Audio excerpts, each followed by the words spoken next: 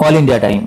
નમસ્કાર દર્શક મિત્રો, નર્મદા જિલ્લાના દેડિયાપાડા ખાતે આવેલ જાનકી આશ્રમમાં યોજાયેલી ભારતીય જનતા પાર્ટીની સંગઠનાત્મક બેઠક દરમિયાન ભરૂચના સાંસદ મનસુખ વસાવાએ આપના નેતા ચૈતર વસાવા તેમજ ભાજપના જિલ્લા પ્રમુખ નીલ રાવ પર આકરા પ્રહારો કરતા રાજકીય માહોલ ગરમાયો છે। બેઠક દરમિયાન સાંસદ મનસુખભાઈ વસાવાએ વિકાસના મુદ્દે ચૈતર વસાવાને ખુલ્લી ચર્ચા એટલે કે ઓપન ડિબેટ માટે પડકાર ફેંક્યો। તેમણે જણાવ્યું કે વિકાસના મુદ્દે જનતા સમક્ષ ખુલીને ચર્ચા કરવા તેઓ સંપૂર્ણ તૈયાર છે।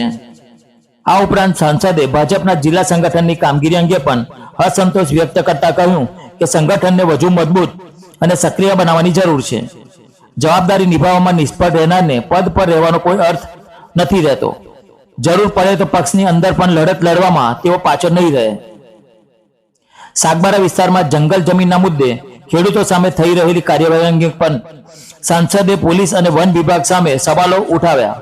તેમણે ખેડૂતોના હિતોની રક્ષા કરવાની જરૂરિયાત પર ભાર મૂકતા અધિકારીઓને સંવેદનશીલ રીતે કામગીરી કરવાની અપીલ કરી। સાંસદ મનસુખભાઈ વસાવાના આ નિવેદનો બાદ નર્મદા જિલ્લાના રાજકીય વર્તુળોમાં નવી ચર્ચાઓ શરૂ થઈ છે। હવે આ નિવેદનો સામે આમ આદમી પાર્ટી અને ભાજપના જિલ્લા નેતૃત્વ તરફથી શું પ્રતિક્રિયા આવે છે તેના પર સૌની નજર રહેશે। રિપોર્ટ ઇકબાલ સોલંકી, નર્મદા। શ્રી ચંદ્રકાંતભાઈ લુહાર, પૂર્વ કારોબારી મોતીલાલભાઈ વસાવા સાહેબ એમના સ્વાગત માટે હું રામજીભાઈ સરપંચને વિનંતી। શ્રીમતી પરીક્ષાબેન વસાવાજી, પૂર્વ પ્રમુખ શ્રી જિલ્લા પંચાયત નર્મદા। તો ચેતરભાઈના ઘટી ગયા છે ને, હજુ વિધાનસભાના 1.5 વર્ષ બાકી છે, બીજા 20,000 ઘટાડવાના છે। એક બધા કામે લાગી જાઓ। 20,000 ઘટાડવા માટે 10,000 મતની જરૂર છે। હરકે હરકા થઈ જઈશું। આકાશભાઈ તડવી, પ્રદેશ યુવા મોરચાના મંત્રી શ્રી।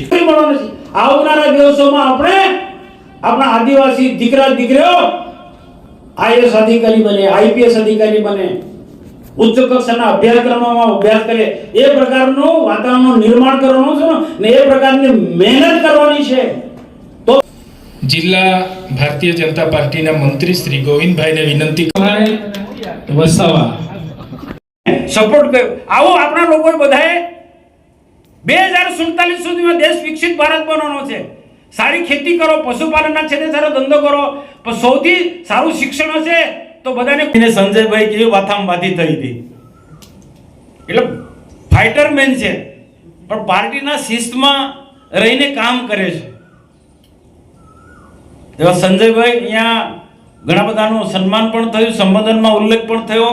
અહીંયા ઉપસ્થિત સર્વે આ વિધાનસભામાં ઉપસ્થિત તમામ પાર્ટીના 100 હોદ્દેદારો, આગેવાનો, એટલા સામે પણ બડા વરિષ્ઠ લોકો બેઠા છે। નારાયણદાસ મહારાજ એ નદી પર જે પુલ 3 થી 4 પુલ બનાવ્યા છે, કોને બનાવ્યા? ભાજપે બનાવ્યા છે।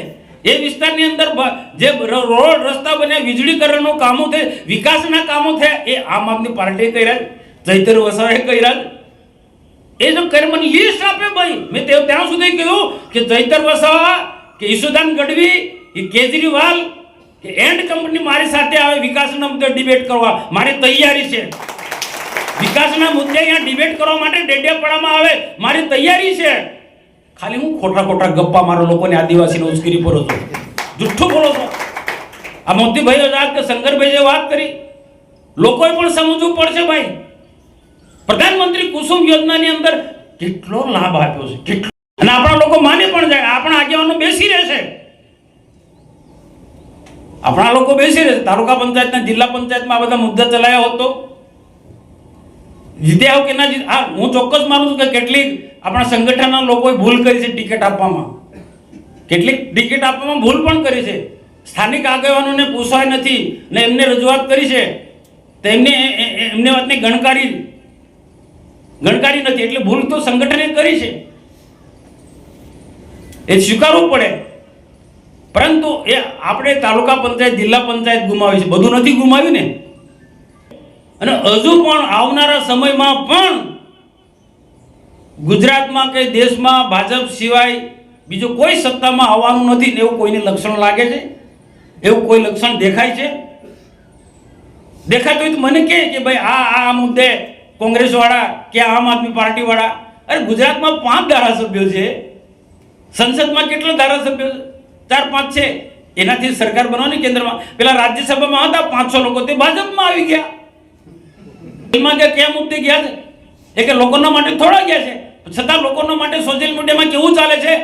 લોકોના માટે જેલમાં ગયો, લોકોના માટે જેલમાં ગયો, જંગલની જમીન માટે જેલમાં ગયા. હવે લોકોના માટે નહીં, એના ફુલસરમાં આવતા 10-12 લોકો ના ખેડાનો પ્રશ્ન હતો, એના તે ઝઘડો કર્યો. તો એ જ બધા જંગલના આપણા ભરૂચ જિલ્લાના, નર્મદા જિલ્લાના ડેડિયાપાડા, સાગબારામાં જે જંગલની જમીન ખેડ છે, એ બધા ખેડૂતો ને જમીનના હક નથી મળ્યા, એ બધા મુદ્દા લઈને આ કાર્ય કર્યું હોય તો માનત આપણે છે. એ ચંદ્રકાંત કહો તો ખરા, કઈ સેલંબામાં કોઈ જમીન રાખી લીધી છે એટલે જમીનમાં ખેતી કરવામાં પડ્યો છે, એ બી ઇન્ક્વાયરી થશે ભાઈ. એ જમીન ક્યાંથી કોને આપીને કોને પૈસા આપ્યા? જો ભાઈ કાયદો બધાને હરવો છે, જે આમ આદમી પાર્ટીને કાયદો લાગે, ભાજપ વાળાને બી કાયદો લાગે. કાયદાનો ભંગ કરે, કાનૂનનો ભંગ કરે, એ એકલું આમ કોંગ્રેસ કે આમ આદમી નહીં, ભાજપ વાળાને બી લાગવો પડે. કાયદો કોઈને છોડતો નથી ભાઈ. પાર્ટીની જવાબદારી છે તમારા માથે, પ્રમુખ માથે. તો પ્રમુખ શું કરે છે? કોઈના ઈશારે ચાલે છે? નહીં તો આંદોલન કરીશું, છોડ દે રાજીનામું, હટી જાય હતી પ્રમુખ તરીકે ફેલ ગયો હોય. આ લોકો લડે છે, વર્ષ કેટલા વખતથી લડે છે. ખોપીના વિસ્તારના, સાગબારાના તાલુકો કેટલા વખતથી લડે. રોહન નીકળે છે કોઈ વખત મીટિંગમાં પણ નથી આવ્યો ગાંધીનગર.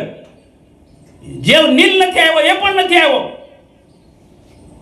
એટલું તૈતર વસાવો કે આમ આદમી પાર્ટીના લોકો નહીં, આવા લોકોને પાર્ટીમાં એને આપણે નુકસાન કરતા હશે, આદિવાસીને નુકસાન કરતા એવા લોકોની સામે પણ લડવું પડશે.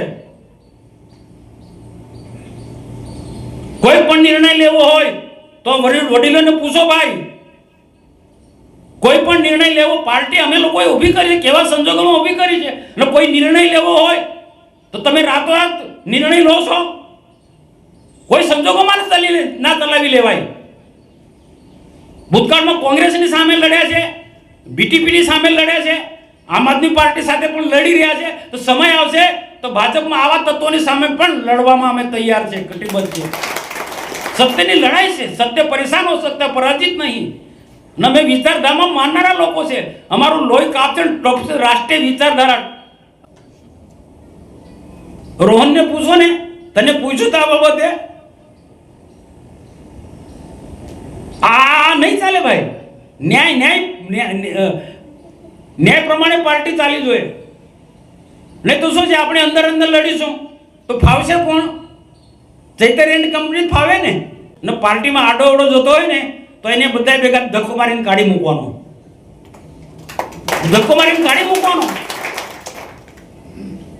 આ છે બધા અહીંયા કેટલાક લોકો, એ મહામંત્રી કોઈ પણ મિટિંગમાં આવતા નથી, એક પણ મિટિંગમાં આવતા નથી. જિલ્લાનું મહામંત્રી ડેડિયાપાડામાં જ રહે છે.